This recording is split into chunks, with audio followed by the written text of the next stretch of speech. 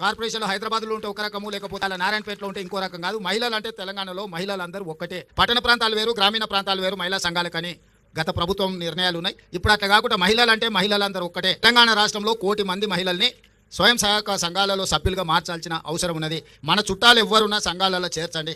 ఏదో ఒక రోజు అవకాశం వచ్చే రోజు అందరు మహిళల్ని హైదరాబాద్లో మహిళా శక్తి ఔటర్ రింగ్ రోడ్ మొత్తం అందరం మనం వచ్చి మన బలాన్ని ప్రదర్శించేటట్టు చేద్దాం.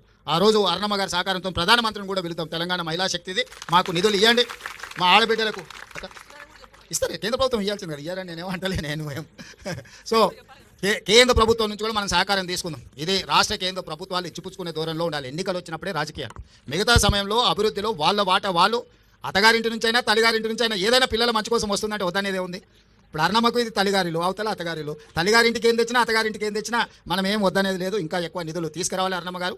మనం అవసరమైనప్పుడు మనందరం కలిసి ఒక తాటి మీద నిలబడాలి. మన ప్రాంతాన్ని అభివృద్ధి చేసుకోవాలి.